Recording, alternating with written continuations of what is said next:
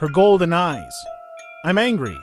I'm absolutely livid at Kenzie for what she's done. All of those people are dead because of her. She didn't just kill them, she ate them. I can't imagine how scared they were as Kenzie dragged them to her hideout. I sometimes wonder if she killed them before eating them or if she started feasting on them while they were still kicking and screaming. Most of all, I'm angry because she left me alone. Like the gazelle that befriends a lion, I had fallen in love with a demon. Kenzie gave me a note before she vacated the officer's body. It breaks my heart to leave you.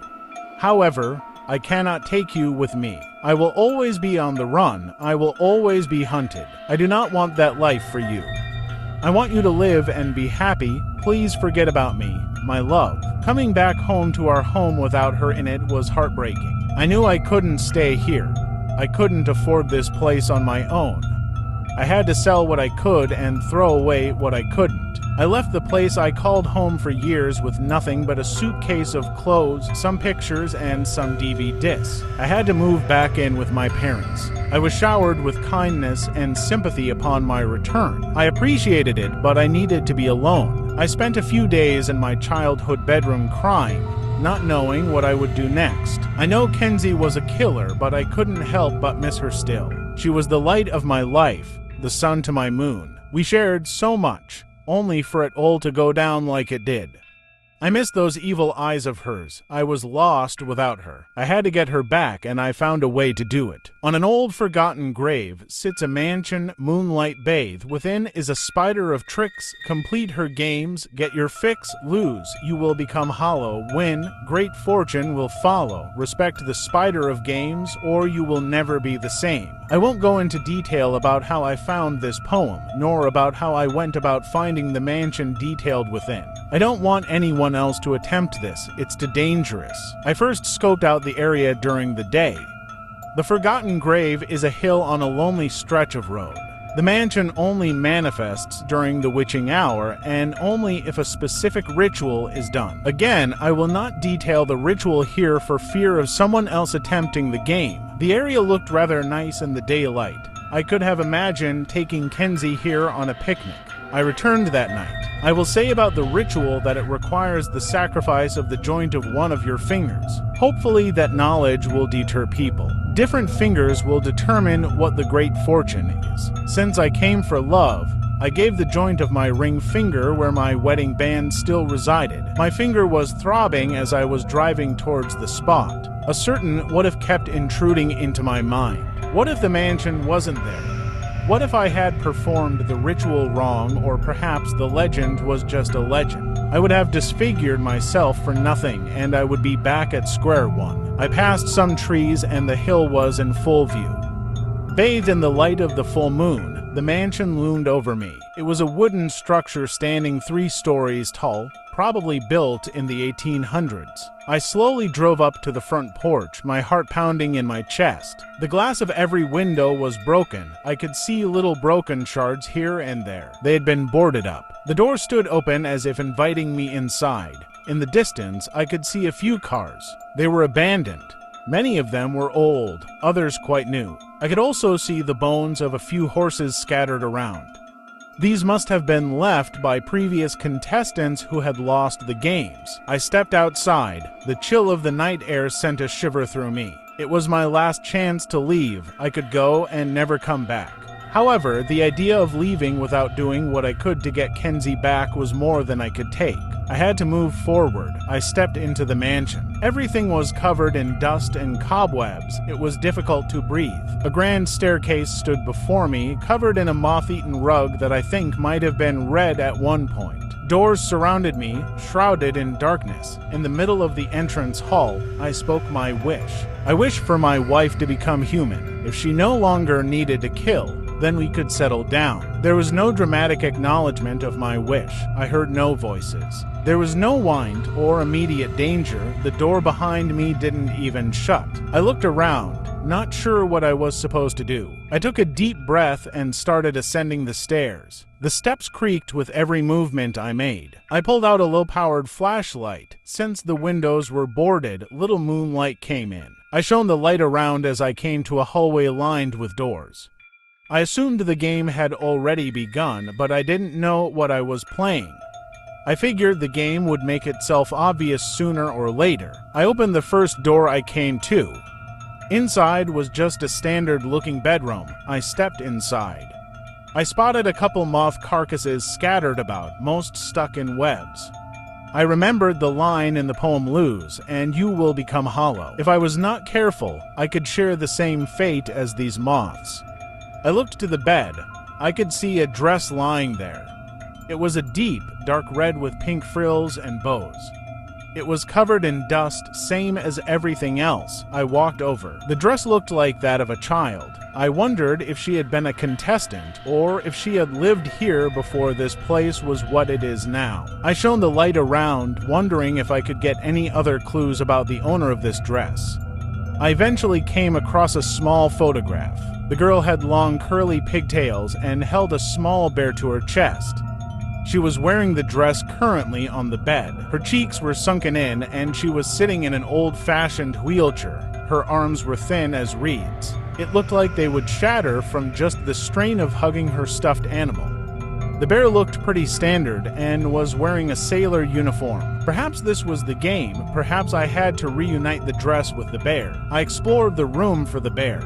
It wasn't there. I checked the closet, under the bed, everywhere. I even checked under the mattress. It must have been in another room. I promised the dress I would bring her the bear. I don't know why, but I could almost feel a presence coming from the dress. It felt very faint. I would say it was just my imagination, but everything else hadn't been so far. Why would this? I began opening doors and searching for the bear. I saw a game room, a small library, a toilet, none of which contained what I was looking for. Her golden eyes. I nearly dropped my flashlight when I came across the stairs leading to the third floor. Sprawled on the steps was an old, withered skeleton. The body was wearing a varsity jacket from the 50s. It was stained in blood, long since dried up. There were 3 vertical slash marks up the back of the jacket. I stood there, staring at the body, my breathing heavy. I couldn't imagine what had made this. I moved closer to the skeleton, half expecting it to reach out to grab me, but it remained stationary. I could hear creaking coming from upstairs. I backed away from the stairs slowly, shutting off my flashlight. I was in near complete darkness, with only a couple beams of moonlight coming in from the boarded-up window. The creaking was growing louder and louder. A heavy breathing sent shivers down my spine. I held my breath, clutching my chest in a desperate attempt to try and silence my racing heartbeat. I heard a loud crack. I flattened myself against the wall. Whatever was nearby was huge. I could hear the breathing above me, nearly reaching the ceiling. I was already in darkness, but I shut my eyes regardless. I tried to make myself as small as I could. Hopefully it wouldn't notice me. The steps drew closer, sending shockwaves through the floor. Whatever it was heavy. I feared it would break the floor and send us cascading into the void. I thought about those golden eyes of Kenzie. I had to remember what I was fighting for. The unknown beast paused by me. I had to stifle a gasp. There was cold radiating from the beast. I bit my lower lip, trying not to make even a little bit of a noise. I heard a little grunt from above me before it made an unnatural noise. Mama, it sounded like a child, possibly the same little girl from that photo. There was no way something this big could make a noise like that. Moreover, there was a slight reverb in the voice. It almost sounded mechanical. It took another step before speaking again. Mama, it matched the exact cadence of before. If this was a normal voice, there would be some subtle differences. It sounded like a recording. It took another step, then another. It said that damned word over and over, slowly growing more distant. When I heard the heavy steps turn a corner and get a comfortable distance away, I shined my light on the skeleton. The skull had been shattered into pieces. Perhaps the beast had stepped on it. I began to slowly ascend up the stairs, careful to tread on the tips of my toes. My heart skipped a beat whenever the steps would creak. When they did, I had to pause and listen for that monster's return with the flashlight off. When I knew it was safe, I continued up. It felt like it took an hour to go up those steps.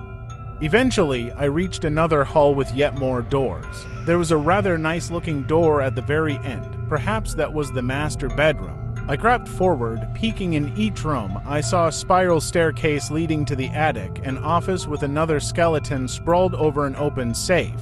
The corpse was dressed in what looked like 1920s gangster wear. There was an abandoned pistol nearby. The slide was pulled back, indicating it was empty. I looked behind me, wondering if the body had some spare ammo. Perhaps I could use that gun to defend myself. I decided against it. I doubted the weapon was in working order after all these years, even if the guy had extra bullets on it. Besides, despite being Texan, I had never fired a gun in my life. Still, I didn't know whether to check the office or the master bedroom. The bear would probably be in one of those rooms. If the girl died young, which it looked like she may have, one of the parents could have kept the bear for themselves. It seemed like a very private trinket, so I guessed it might be in the office. I heard the creaking again. I slipped into the office. I didn't risk closing the door out of fear the creaking hinges would alert the beast. I tiptoed over to the body and reached in the pockets. I found the familiar rectangular shape of a switchblade. I hid under the desk, holding the knife to my chest. I shut the light off just as I heard the breathing in the hallway again. I tried to breathe as quietly as I could, but my heartbeat throbbed in my ears. It was so loud I thought the monster might be able to hear it. The creature had to know I was here. The floor shook again as the beast drew closer. As one of the feet fell, I hit the button on the knife. I felt for the blade, but it wasn't there. I put a hand over my chest to try and keep myself from hyperventilating. The creature could be heard just outside the office door. "Mama?" That echoing voice sent a shock through my system. I reached out slowly, feeling around the drawer of the desk. I peeked out a little. I could see a slice of moonlight shining in the hall from the open door. I took the useless switchblade, pulling it back. I lobbed it as hard as I could, careful not to make a sound. The handle flew and smacked into the hallway wall. The creature began to move further down the hall, granting me a few precious seconds. I slid the drawer open and plunged my hand in. I felt something soft, so I grabbed it. I could fear a round ear and two marble eyes. It was the bear. I found it. One had to get out of there. I heard the beast enter the master bedroom. Now was my chance. I turned the light on but kept my hand over the light. I only let a couple thin streams of light escape. I slipped into the hallway. The creature shuffled around in the bedroom. I started creeping towards the stairway. I was chewing on my lower lip at this point from the stress. Then, there was silence. It had spotted me. I started rushing down the stairs. There was an explosion of sound as the creature took chase. It was making a beeline straight towards me. I didn't bother hiding my light. I rushed down the steps 3 or 4 at a time. The monster was faster than me, but it wasn't as agile. I felt the staircase shake as the creature slid to a stop. When I finally descended the stairs, I tore down the hall. I heard the beast crash down at the base of the steps. It was getting closer. I could feel the breathing on the back of my neck. It was cold, sending shivers down my spine. I turned a corner into the girl's room. I felt a sharp pain slicing into my calf. I didn't have time to scream. I pulled myself in. The creature slid to a stop again, but the cracking from the door frame told me it had caught itself. It was about to come inside. I collapsed on the bed, placing the bear on the dress. There was silence. I looked behind me. There was a deep gash on the door frame made up of 3 vertical slashes, just like the body on the stairs. However, there was no sign of the creature, yet I could feel I was not alone.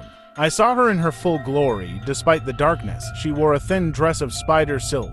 Her skin was black as ink. Her joints were segmented. She had no hair on her head, but her face was dotted with many red eyes. Her fingers were long and spindly, and many threads extruded from the tips. I felt no evil coming from her, just an ancient aura that was far beyond my comprehension. She came to me, her feet making tiny clicks against the wooden floor, and bound my wound in silk.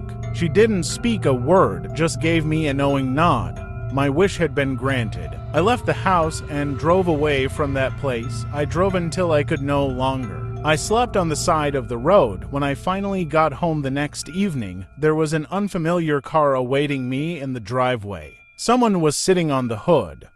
She looked up as I drove up. Her eyes were dark. When I got out, she came up to me, tears running down her cheeks. She was a bit taller than me, long dark blonde curls flung over one shoulder. I couldn't see her eyes, nor did I recognize the form she took, but I recognized the pink lip gloss she wore on our first date. Kenzie and I held hands, not saying a word for a long time. There was so much she wanted to tell me, but there would be time for that later. She was only able to choke out to words that night. Thank you. We embraced, never to be apart again. Although I would always miss her golden eyes, I was thankful she was in my life again. Kenzie's old vessel was released from prison.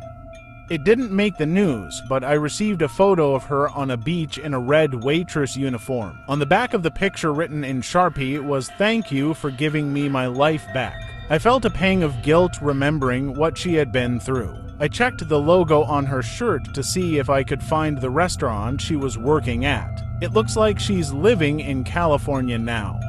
Additionally, the vessel Kenzie is currently in is a woman who's been in a coma her whole life. Her spirit had long since passed on to the great beyond. Kenzie and I are getting remarried soon. Thank you for watching. Subscribe and follow my other socials.